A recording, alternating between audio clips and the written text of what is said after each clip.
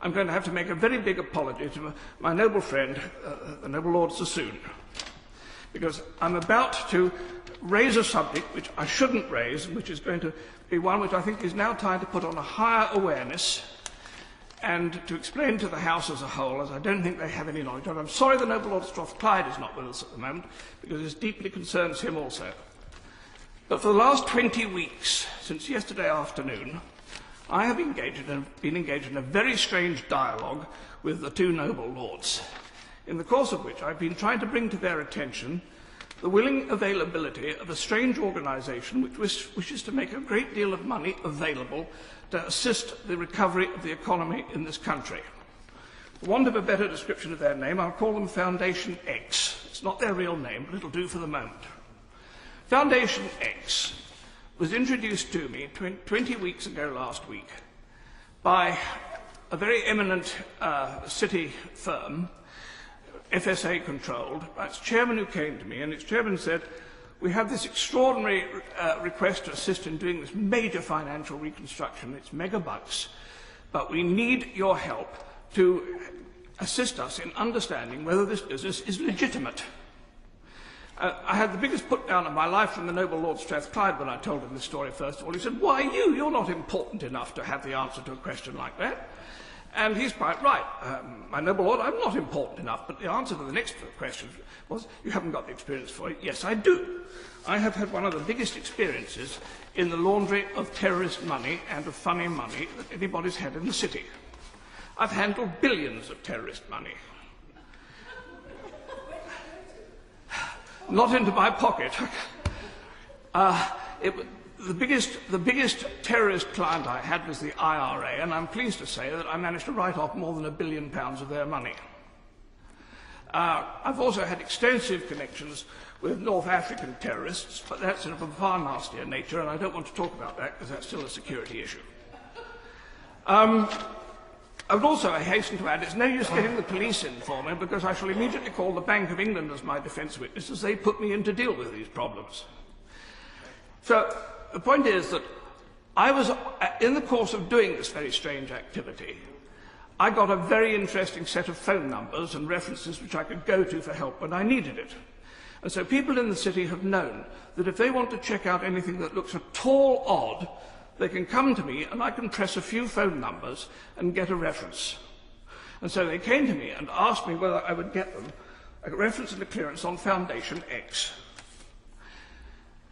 And for 20 weeks I've been endeavouring to do so. I myself have come to the absolute conclusion that they are completely genuine and sincere, and that they are quite directly wishing to make the United Kingdom one of the principal points for which they will use to disseminate their extraordinary great wealth into the world at this present moment as part of an attempt to seek the economic recovery of the global economy. And so I made the phone call to my noble friend Lord Strathclyde on a Sunday afternoon. I think he was sitting on his lawn, poor man. And he did the quickest ball pass I've ever seen. If England can do anything like it at Twickenham on such Saturday, we have a chance against the All Blacks.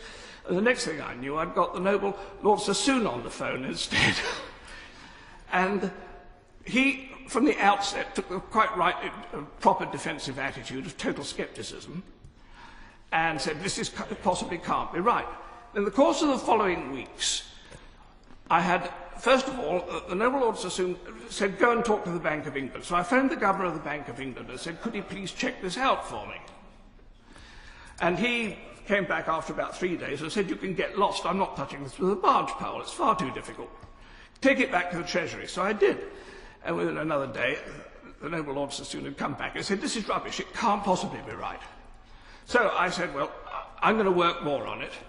And then I had a meeting with the noble Lord Strathclyde, and I actually bought one of the senior executives of Foundation X to meet Lord Strathclyde. I have to say that as first dates go, it was not a great success. Neither of them ended up by inviting the other one up for a coffee or a drink at the end of the evening, and they didn't exchange telephone numbers in order to be able to follow up the call. In fact, I found myself between a rock and a hard place, represented by both a rock and a hard place, which were totally paranoid about each other. because the Foundation X people have got an amazing obsession with their own security. They are expecting only to be contacted by somebody equal to head of state status, or somebody who has an international security rating equal to the top 6 people in the world. And this is such a strange situation. So both the noble Lord Sassoon and the noble Lord Strathclyde both came up with what should have been an absolute killer argument as to why this could not be true and we should forget it. Noble Lord Sassoon's argument first was that these people were offering evidence, or they claimed evidence, that they had lodged £5 billion with British banks last year. And they gave dates and they gave transfer dates and the details of these transfers. And as noble Lord Sassoon said, if that was true, it would stick out like a sore thumb. You couldn't have £5 billion popping out of a bank account without it disrupting the balance sheet completely. But I remember that about the same time that those transfers were being made, the noble Lord Miners was indulging in his game of rearranging the deck chairs on the Titanic of the British banking community. And if he had had 3 banks at that time, which had had, say, a deficiency of £1.5 billion each, then you'd pretty well have absorbed the entire £5 billion, and you wouldn't have the sore thumb stick out on this at that time, because you'd have put £1.5 billion into each of 3 banks, and you'd have lost the lot, or absorbed the lot. That would be a logical explanation. I don't know. Noble Lord Strathclyde came up with a much different argument. He said, this cannot be right. This cannot be right, because these people said at the meeting with him that they were still effectively on the gold standard from back in the 1920s, and that their entire currency holdings throughout the world, which were very large, were backed by bullion. And the noble Lord Strathclyde came back and said to me, he's had his analysts working on it, and this has to be stuff and nonsense, because he said they had come up with a figure for the amount of bullion that would have been needed to cover their currency reserves as claimed, which would be more than the entire value of bullion that had ever been mined in the history of the world. I'm sorry, but the noble Lord Strathclyde is wrong.